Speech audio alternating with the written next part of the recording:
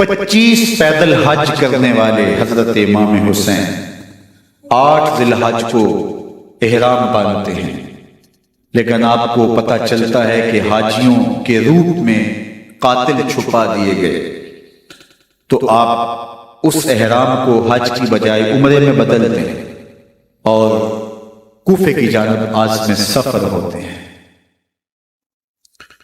کائنات والو، ذرا سینے پہ ہاتھ رکھ کے دیکھو کہ یہ کتنا مشکل مرحلہ تھا۔ اس دین کی آبرو کو بچانے کے لیے حضرت امام حسین رضی اللہ تعالیٰ عنہ نے کتنا بڑا قدم اٹھایا۔ آپ کے بہیخہ دوست احباب عبداللہ بن عمر یہ سارے روکتے ہیں، عبداللہ بن عباس کہتے ہیں حضرت نہ جائیے، الکوفی لا یوفی، کوفی کبھی وفا نہیں کرتے، آپ کے والد کو وہاں شہید کیا گیا، لیکن آپ ایک فرض کو نبھانے جا رہے ہیں۔ میرے غم گسارو میرے مہربانوں، نہ روکو مجھ کو جانے دو، مجھے نانے کے دیگی ڈوبتی کشتی بچانے دو، میں جاتا ہوں کہ دنیا پر وفا کا نام رہ جائے، میں رہوں نہ رہوں پر عظمت اسلام ہے۔ میں نہیں جاتا تو نبی کے گھر کی آن جاتی ہے، میں نہیں جاتا تو نبی کے گھر کی آن جاتی ہے، تمہارا دین جاتا ہے میری غیرت ایمان جائے۔ حضرت امام حسین یہاں سے چلتے ہیں، ابھی راستے میں ہی پہنچتے ہیں کہ یہ خبر آتی ہے کہ کوفے والوں نے بے وفائی کر دی، حضرت مسلم بن عقیل رضی اللہ تعالیٰ عنہ کو شہید کر دیا گیا، نعمان بن بشیر معزول کر دیے گئے، ابن مرجانہ ابن زیاد وہاں متعین کر دیا گیا جو سخت گیر شخص تھا، اس نے لوگوں کو ڈرایا دھمکایا اور کوفے کے لوگوں کے دل بدل گئے اور وہ بیتیں توڑنے لگے۔ وہ منظر مسجد کوفہ کا کتنا دل گداز تھا، جب امام نماز کے لیے کھڑے ہوئے تو 40,000 لوگ آپ کے پیچھے تھا۔ جب سلام پھیرا اور امام نے دیکھا کہ پیچھے لوگ نہیں ہیں، پھر لوگوں نے اپنے دروازے بھی بند کر لیے۔ رات کی تنہائیاں ہیں اور حضرت مسلم بن عقیل کو کوئی پناہ دینے والا نہیں، لوگوں نے دروازے بند کر لیے کہ کہیں ہمارے گھر میں نہ آ جائیں اور ہم مشقت اور حکومتی تشدد کا شکار نہ ہوں۔ کتنا دردناک لمحہ ہے حضرت مسلم بن عقیل رضی اللہ تعالیٰ عنہ پہ، اور پھر حضرت مسلم بن عقیل بے دردی سے شہید کر دیے جاتے ہیں۔ آپ ابھی راستے میں ہیں، یہ ساری کہانی پہنچتی ہے کہ حضرت مسلم شہید کر دیے گئے اور بے دردی سے شہید کر دیے گئے۔ وہ جنہوں نے خط لکھے تھے کہ ہم آپ کے ساتھ ہیں اور ہم منتظر ہیں، چشم برا ہیں، آپ کے قدموں کی چاپ سننے کے لیے بےتاب ہیں، آج انہوں نے بیتیں توڑ دی، 40,000 کوفی منحرف ہو گئے۔ مسجد کوفہ کا وہ منظر کس قدر روح کو تڑپا دینے والا تھا۔ ہم پچھلے سال عصر اور مغرب کے درمیان جب کوفہ پہنچے تو سورج ڈوبنے کے قریب تھا۔ میں نے اپنی زندگی میں اتنا اداس موسم کہیں نہیں دیکھا جتنا اداس موسم کوفے میں دیکھا۔ ایسے لگتا تھا جس طرح کوفے کی آب و ہوا آج بھی شرمندہ ہے۔ جو مسلم بن عقیل اور خاندان نبوت کے ساتھ اہل کوفہ نے کیا، حضرت امام حسین رضی اللہ تعالیٰ عنہ کو ان کے بہیخواہوں نے، اعزاء نے، اقرباء نے، دوستوں نے، آوان و انصار نے، ساتھیوں نے کہا کہ حضرت حالات یکسر تبدیل ہو گئے، اب ہمیں مراجعت کر جانی چاہیے، واپس پلٹ جانا چاہیے۔ تو حضرت امام حسین کافی سوچ بچار میں رہے، پھر اس کے بعد آپ نے فیصلہ کیا کہ ہم آگے بڑھیں گے۔ دوستوں نے کہا کہ حضرت اگر آپ آگے بڑھیں گے تو ہمیں لگتا ہے کہ وہ آپ کے ساتھ سلوک اچھا نہیں کریں گے اور آپ بچوں کے سامنے پیاس سے شہید کر دیے جائیں گے۔ تو حضرت امام حسین رضی اللہ تعالیٰ عنہ نے وہاں ایک خطبہ ارشاد فرمایا کہ لوگوں تم جو مجھے بتا رہے ہو مجھے اچھی طرح معلوم ہے، جو تم مجھے منظر پیش کر رہے ہو وہ میری نگاہوں میں ہے، اور جو کچھ ہونے والا ہے چشم تصور وہ منظر دیکھ رہے ہیں۔ کیونکہ حضرت امام حسین رضی اللہ تعالیٰ عنہ کی شہادت کی خبر حضرت امام حسین کے پیدا ہوتے ہی خاندان نبوت میں عام تھی۔ حضور علیہ الصلوۃ والسلام کو یہ بات جبریل امین نے آ کے بتائی تھی جب حسین ابن علی کے ساتھ حضور محبت کا اظہار کر رہے تھے، تو یہ جبریل امین نے آ کے کہا تھا حضور آپ کا یہ بیٹا ارض طف میں شہید کر دیا جائے گا، اور کربلا کی مٹی لا کے حضور کو دی اور ام سلمہ کو حضور نے عطا کر دی۔ حضرت ام سلمہ کہتی ہیں کہ ایک دن میں سوئی تو خواب دیکھا کہ حضور کے مبارک بال بکھرے ہوئے ہیں اور سخت پریشان ہیں، تو میں نے کہا کہ حضور آپ کی یہ کیا حالت ہے؟ وَبِيَدِهِ قَارُورَةٌ، اور حضور کے ہاتھ میں ایک شیشی ہے، فیہا دمن، جس کے اندر خون ہے۔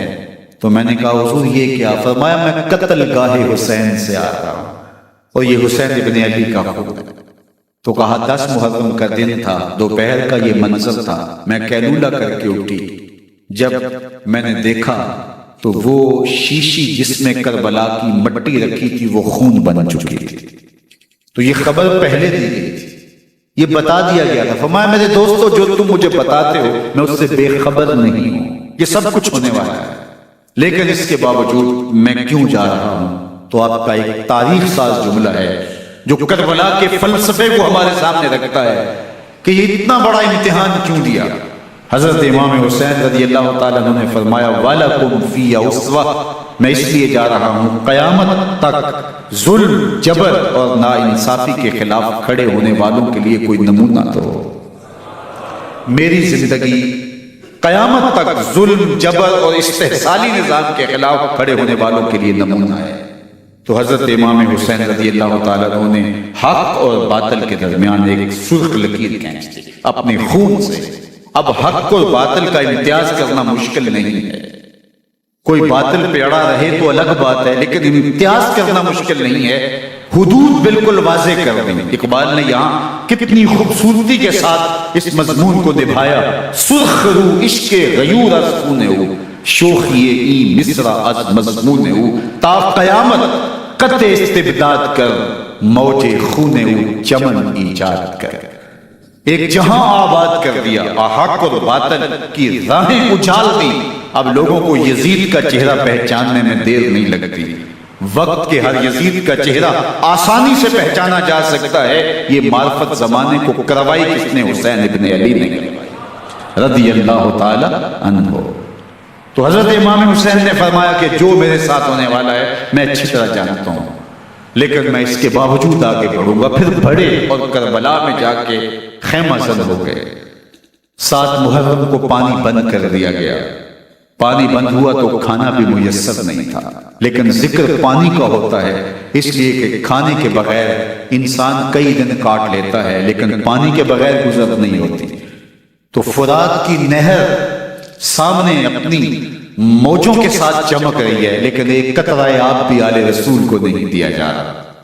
کائنات کے اندر ایسے انوکھے امتحان بھی ہوتے ہیں، وارثوں ساقی کوثر کے، مالک ہوں حوض کوثر کے، اور بیٹے ہوں ساقی کوثر کے، اور آج ایک بوند پانی کی بھی میسر نہ ہو۔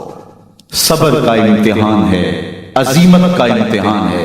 حضرت امام حسین رضی اللہ تعالیٰ عنہ خیمہ زن ہو گئے، 3 دن تک پانی بند رہتا ہے۔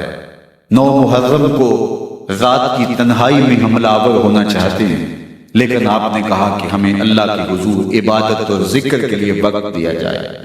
ساری رات ذکر میں گزرتی ہے، عبادات میں گزرتی ہے۔ رات کے اندھیرے میں آپ چراغ بجھا دیتے ہیں۔ آوان و انصار کو کہتے ہیں کہ ان کی دشمنی میرے ساتھ ہے، انہیں میرا خون چاہیے، اگر تم رات کی تاریکی میں نکل جاؤ تو میں تم سے کوئی مواخذہ نہیں کروں گا، اور یہ بھی تمہارا پیچھا نہیں کریں گے، اس لیے کہ ان کا مطلوب تم نہیں ہو، ان کا مطلوب میں ہوں۔ جب چراغ جلایا تو کوئی بھی نہیں گیا۔ مسلم بن نوسجہ کھڑے ہو کے کہتے ہیں حضرت اگر ہمارے بدن کو 70 بار کاٹا جائے، جلایا جائے اور ہواؤں میں اڑا دیا جائے پھر بھی آپ کا ساتھ نہیں چھوڑیں گے۔ 70 سال کے بوڑھے ہیں حبیب بن مظاہر، کہتے ہیں حضرت آپ کو چھوڑ کے جائیں گا، آپ کو چھوڑ کے جائیں کہاں؟ کوئی ساتھ چھوڑنے کے لیے تیار نہیں ہے، پیاس ہے، سخت گرمی ہے، کربلا کا ماحول ہے، 72 افراد اور خاندان کی خواتین میدان کربلا میں خیمہ زد ہیں، دوسری طرف لشکر اعداء اشقیا 22,000 کی تعداد میں مقابلے میں، ایک روایت 30,000 کی ہے۔ ان صرف 72 پیاسے لوگوں کے لیے اتنے لوگوں کو جمع کرنے کا مقصد خوف زدہ کرنا تھا۔ شرط ہے کہ یزید کی بیعت کر رہے ہیں، محاصرے توڑ دیں گے، پانی دستیاب ہوگا، اعزاز و اکرام سے نوازا جائے گا، خزانوں کے منہ کھول دیے جائیں گے۔ لیکن حسین ابن علی کہتے تھے سب کچھ لٹ جائے گا، باطل کے ہاتھ پہ ہاتھ نہیں رکھا۔ اللہ اکبر۔ اب صبح طلوع ہوتی ہے، عاشور کا دن چڑھتا ہے، سورج اپنی پوری تمازت کے ساتھ گرمی برسا رہا ہے۔ آج خاندان نبوت کا امتحان زمانے نے دیکھنا ہے۔ رسول اللہ کا لعاب چوسنے والا اس کے صبر کا آج امتحان ہے، حضور کے کندھوں پہ کھیلنے والے حسین کا آج امتحان ہے۔ اللہ اکبر۔ حسین ابن علی تمام حجت کرتے ہیں، میں نے تمہارا کچھ نہیں بگاڑا، میں نے کسی کا خون نہیں کیا، میں نے کوئی زیادتی نہیں کی، تم کیوں میرے قتل کے در پہ ہو؟ تم جانتے نہیں میں کون ہوں؟ میں تمہارے نبی کا نواسا ہوں، رسول اللہ صلی اللہ علیہ وآلہ وسلم کے کندھوں پہ کھیلتا رہا ہوں، حضور کا لعاب چوستا رہا ہوں، اور میں بوسہ گاہے رسول صلی اللہ علیہ وآلہ وسلم ہوں۔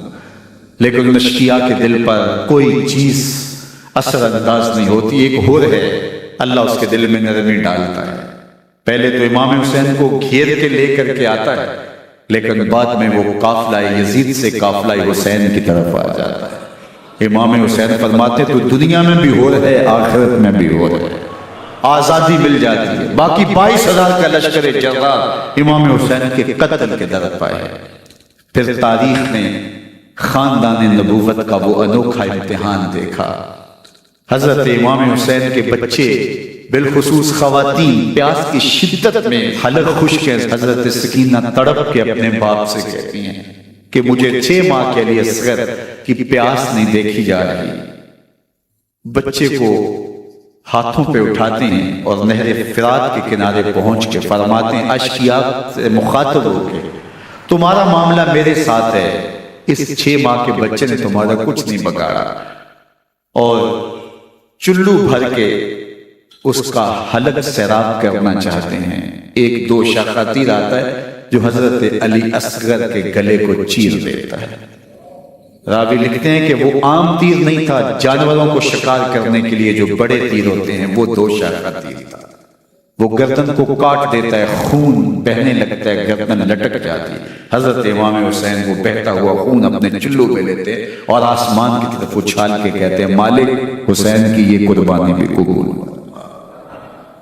یہ تماشا لبے بام نہیں ہے، بچہ بیمار ہو ڈاکٹر جواب دے دیں، ماں باپ کے ہاتھ پھول جاتے ہیں، زندگی کی سانسیں ابھی چل رہی ہوتی ہیں، لیکن ڈاکٹر کہے کہ یہ میرے بس کا روگ نہیں ہے، کہیں اور لے جاؤ، تو زندگی کا لف و نشر غیر مرتب ہو جاتا ہے۔ میں سلام پیش نہ کروں حسین ابن علی کو، 6 ماہ کا علی اصغر ہاتھوں میں دم توڑتا ہے، گردن لٹک جاتی ہے، خون بہ رہا ہے۔ اب خیموں کی طرف بڑھ رہے ہیں لیکن زبان پہ شکایت نہیں ہے، کہتے ہیں مالک حسین کی یہ قربانی قبول کر۔ اب خیموں کی طرف آنا، شہر بانو، ام رباب، سیدہ زینب، حضرت سکینہ سلام اللہ علیہا کا سامنا کوئی آسان کام نہیں تھا، لیکن حسین ابن علی آتے ہیں، شہزادے کو یہاں خیموں کے قریب رکھ کے کہتے ہیں کہ یہ حوض کوثر سے سیراب ہو گیا ہے۔ اللہ اکبر۔ کوہرام مچ جاتا ہے خیموں کے اندر، کیا منظر ہوگا اور ان کو کن الفاظ کے پیرائے میں ڈھال کر کے ان کیفیات کو بیان کیا جا سکتا ہے جو اہل بیت کے خیموں کے اندر علی اصغر کی شہادت کے بعد کا منظر رقم ہو رہا ہوگا۔ اللہ اکبر۔ ادھر اشقیاء آوازیں دے رہے ہیں، مبارزت کے لیے پکار رہے ہیں۔ زمانے نے پھر وہ منظر بھی دیکھا کہ جوان بیٹے کو 18 سال کی کمائی حضرت امام حسین میدان عمل میں بھیج رہے ہیں۔ وہ علی اکبر جو حسین کا نور نظر ہے، آنکھوں کا قرار ہے، دل کی تسکین ہے۔ اور پھر حضرت علی اکبر جب گھوڑے کی زین سے فرش زمین پہ گرتے ہیں تو باپ کو آواز دیتے ہیں، اور حضرت امام حسین جو ہے وہ آگے جا کے بیٹے کی لاش اٹھاتے ہیں۔ اللہ اکبر، 18 سال کے بیٹے کی لاش کو کندھوں پہ اٹھا کے خیموں تک لاتے ہیں اور ہاتھ پھیلا کے کہتے ہیں مالک حسین کی یہ قربانی بھی قبول ہوا۔ کبھی قاسم بن حسن کی لاش اٹھا کے لاتے ہیں، کبھی اون و محمد کی لاشیں اٹھا کے لاتے ہیں، بتیجوں کی، بھانجوں کی، بھائی عباس کے کٹے ہوئے بازو اور زخموں سے چھدا ہوا لاشا۔ کیا کیا قیامتیں تھیں جو اس کربلا کے ایک میدان کے اندر نہیں توڑی گئیں۔ حضرت امام حسین پر دکھ پہ دکھ، تکلیفوں پہ تکلیفیں، اب 71 لاشیں اٹھا کے خیموں تک پہنچا چکے، اور ادھر مبارزت کی دعوت دی جا رہی، آؤ میدان عمل میں آؤ، اب دیر کیوں کر رہے ہو؟ رسول اللہ کا حرم، رسول اللہ کی شہزادیاں جو نازوں میں پلی تھی، وہ کلیاں جو شبنم کا بوجھ بھی گوارا نہیں کر سکتی تھی، آج مصیبتوں کے پہاڑ ٹوٹ گئے۔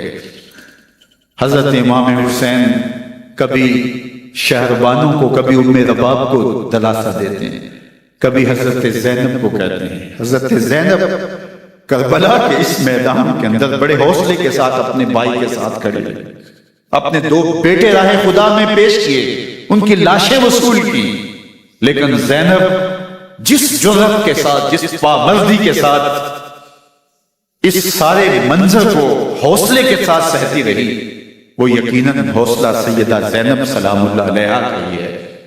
لیکن یہ وہ منظر تھا کہ زینب کا دل بھی ڈول گیا جب حسین ابن علی گھوڑے پہ بیٹھنے لگے، اور ان کو گھوڑے پہ بٹھانے والا کوئی نہیں تھا، اور جو بھی سوار جاتا پھر واپس اس کی لاش ہی آتی اور حسین ابن علی لے کے آتے۔ آج حسین ابن علی جا رہے ہیں، زندگی کا سارا سرمایہ لٹ رہا ہے، حضرت زینب سلام اللہ علیہا سنبھالے سنبھل نہیں رہی۔ حضرت امام رضی اللہ تعالیٰ عنہ اٹھے اور آپ نے حضرت زینب کو صبر کی تلقین کی اور کہا کہ صبر ہی بہترین ذریعہ ہے اور اللہ کی قربت کا ایک بہترین سبب ہے، اور ان کو صبر کی تلقین کرتے ہوئے فرمایا کہ میرے بعد تم نے اس ذمہ داری کو سنبھالنا ہے، اور ان مخدرات اسلام کی، ان شہزادیوں کے پردے کی تم نے حفاظت کرنی ہے۔ اور پھر گھوڑے کی زین کس کے امام حسین لشکر اشقیاء کی طرف بڑھتے ہیں۔ اب خیموں سے سسکیوں کی آواز آ رہی ہے، ان کا سردار، ان کا تاجدار آج سب کو چھوڑ کے کربلا کے میدان کی طرف بڑھ رہا ہے۔ جرم کیا کیا، قصور کیا کیا، اس نے کیا زیادتی کی کہ آج نیزوں اور انیوں کے مقابلے میں 22,000 کا لشکر حضرت امام حسین پہ ٹوٹ پڑتا ہے۔ آپ پھر تمام حجت کرتے ہیں میں نے کسی کو قتل نہیں کیا، خون ناحق نہیں بہایا، میرے خون کے درپے کیوں ہو، اپنی آخرت کیوں برباد کرتے ہو؟ تم جانتے نہیں میں کون ہوں، میں تمہارے نبی کا نوازا ہوں۔ لیکن ابن زیاد کہتا ہے مقابلے میں آؤ۔ پھر حضرت امام حسین رضی اللہ تعالیٰ عنہ مقابلے میں آتے ہیں، اور جب گھوڑے کو ایڑ لگا کے دشمن اشقیاء پہ ٹوٹتے ہیں تو پھر ایسا منظر ہوتا ہے کہ وہ بھیڑ بکریوں کی طرح آگے بھاگتے ہیں۔ 71 زخم کلیجے پہ لیے شجاعت کا یہ پیکر جب میدان میں آتا ہے، آواز آتی یہ کون ذی وقار ہے، بلا کا شاہ سوار ہے، لباس ہے پھٹا ہوا، غبار سے اٹا ہوا، تمام جسم نازنی چھتا ہوا کٹا ہوا، یہ نبی کا نور عین ہے، یہ بے یقین یہ حسین ابن علی رضی اللہ تعالیٰ عنہ۔ پھر چاند بادلوں میں گھر جاتا ہے، شامی گنڈے تیر برساتے ہیں، تلواروں سے آپ کے بدن پر ضربیں لگاتے ہیں اور نیزوں سے آپ کے بدن کو پرو دیتے ہیں۔ جب آپ کا پیراہن بعد میں اتارا گیا تو آپ کے پیراہن میں 122 سوراخ تیروں کے تھے، 33 زخم تلواروں کے، 34 گھاؤ نیزوں کے تھے۔ جب گھوڑے کی زین سے فرش زمین پر آئے، بدن چھلنی تھا، زخم زخم سے خون بہ رہا تھا، 3 دن کا پیاسا حسین، اللہ اکبر، بدن زخموں سے چور، 71 لاشیں کلیجے پہ لیے، مخدرات اسلام کے پردے کا خیال دل میں الگ ہے، لیکن گھوڑے کی زین سے جب فرش زمین پہ امام حسین آتے ہیں، زبان پہ ہائے نہیں، نالا و شیمن نہیں، چیخو پکار نہیں، آتے ہی پیشانی سجدے میں رکھتے ہیں اور پکارتے ہیں اللہم ردن بقضائک وصبرا علی بلائک تسلیما لامرک سبحان ربی الاعلی۔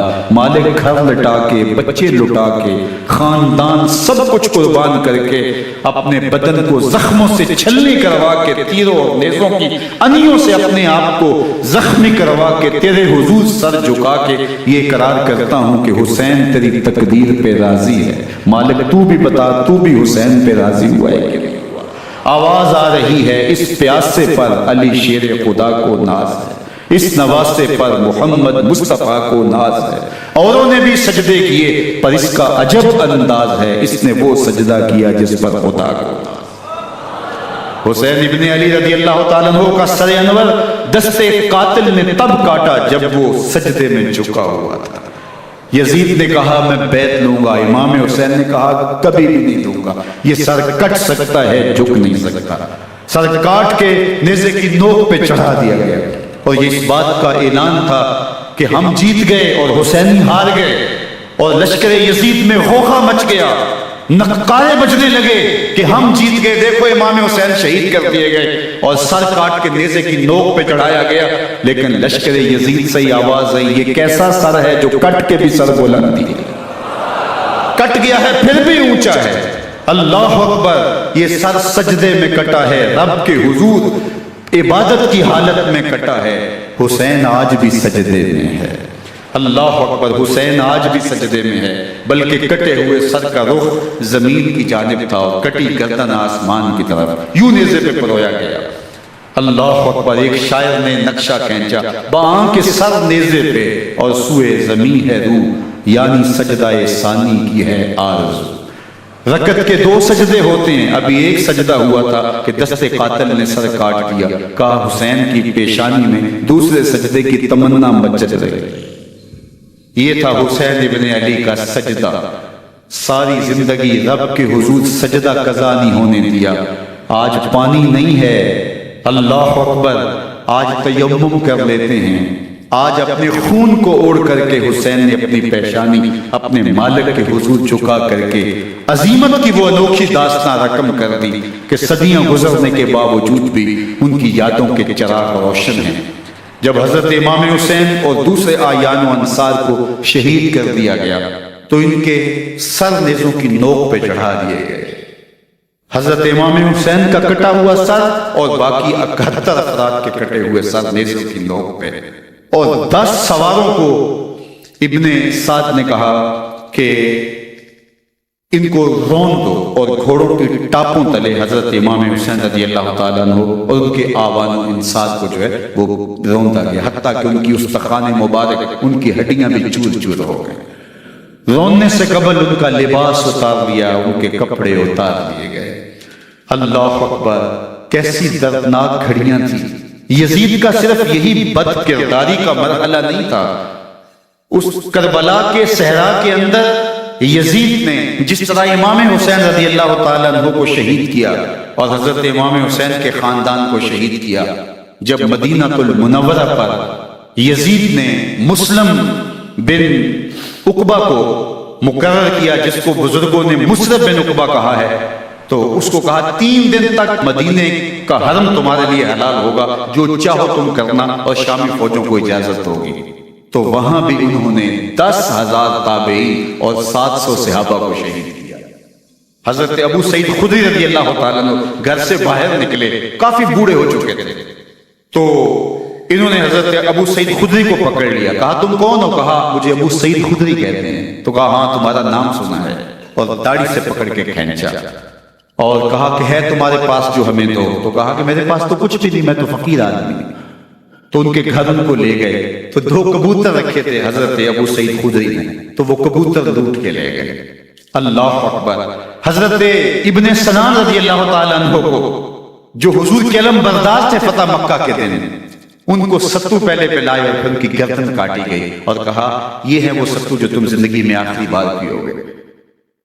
ایک گھر میں داخل ہوئی شامی فوج، تو ایک خاتون کے ابھی بچہ پیدا ہوا تھا، اور قابلہ نے، دائیہ نے، وہ بچہ ماں کی چھاتی پہ لٹایا اور وہ ماں کا پہلا دودھ پی رہا تھا۔ تو یہ جا کے کہنے لگے نکالو تمہارے پاس جو کچھ ہے. تو اس خاتون نے کہا تم جانتے ہو یہ بچہ کون ہے؟ تو انہوں نے کہا ہم نہیں جانتے. کہا یہ حضرت ابن ابی کبشہ انماری رضی اللہ تعالیٰ عنہ کا بچہ ہے، اور یہ وہ صحابی ہیں کہ جو بیت الشجرہ کے موقع پہ حضور کے ہاتھ پہ بیعت کرتے ہیں. انہوں نے اس چیز کا لحاظ نہ کیا کہ جو کچھ ہے وہ ہمیں دو ورنہ تیرے بچے کے نہیں چھوڑیں گے.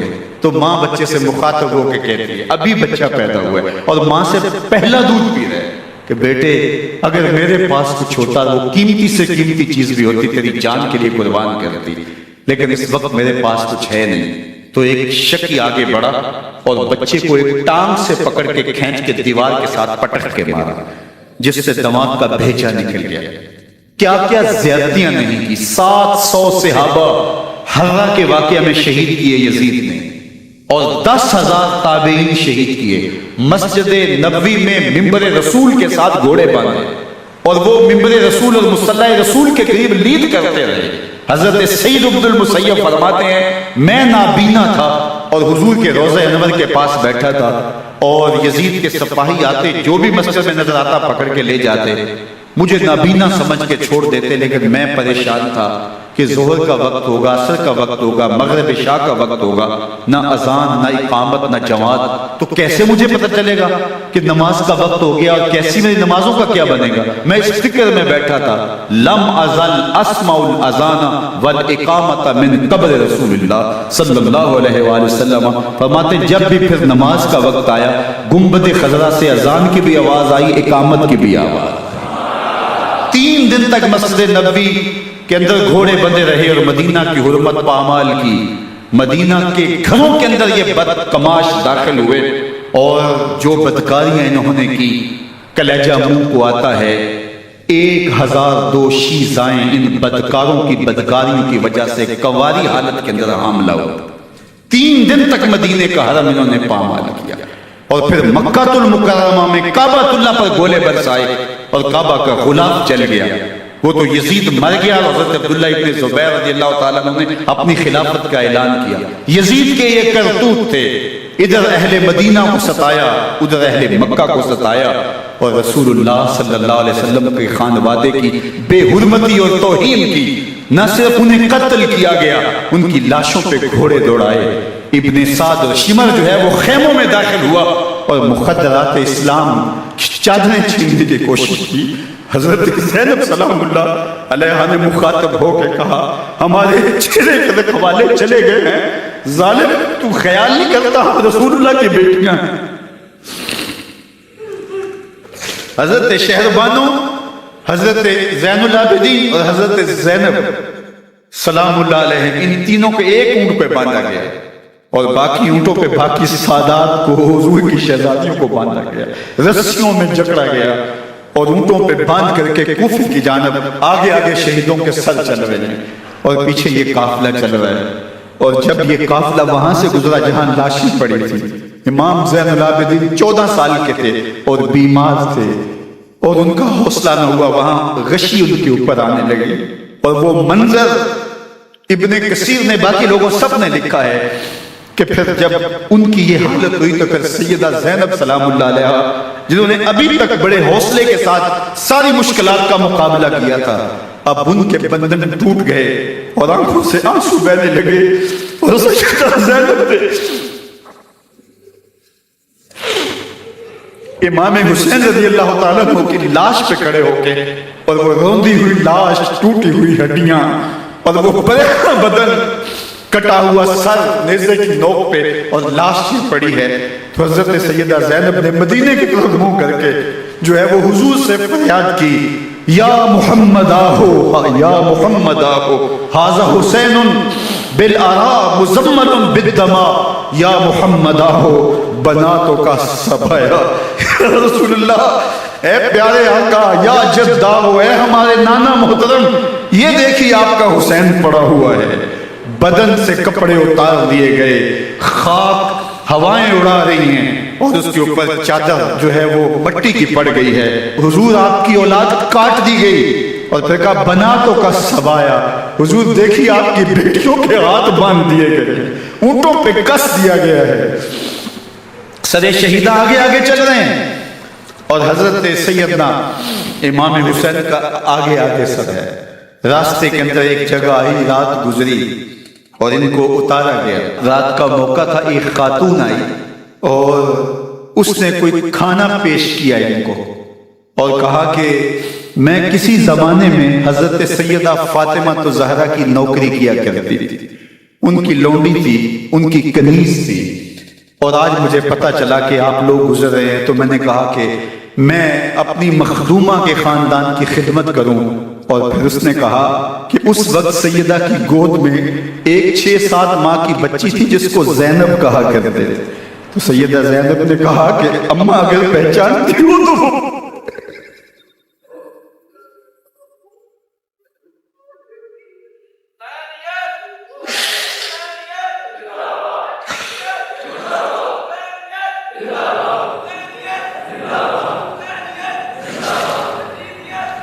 یہ تاراج اور لٹا ہوا کارواں پھر وہاں سے کوفے میں کیسے پہنچا، اور کوفے کے اندر سیدہ زینب سلام اللہ علیہا نے وہ یزید کے دربار میں، ابن زیاد کے دربار میں وہ جرأت آمیز جو باتیں کہیں، اللہ اکبر، زینب کی زبان میں علی کی خطابت بول رہی تھی. اور پھر دشمن اور دوست سارے رونے لگے، اور وہ کیا دل گداز منظر تھے. اور پھر یہ سروں کا قافلہ اور سادات کرام کا مشکیں کسی ہوئی ہیں اور اونٹوں پہ باندھے ہوئے، ان کو وہاں سے پھر قادسیہ اور قادسیہ سے پھر دمشق یزید کے دربار میں پہنچایا گیا. اور وہاں سے یہ لٹے ہوئے خانمہ برباد تاراج لوگ مدینہ المنورہ میں کیسے پہنچے، اور اہل مدینہ نے کیسے استقبال کیا، اور وہ منظر کتنا دلگداز تھا جب اہل مدینہ زینب سے پوچھتے تھے زینب حسین کہاں ہے.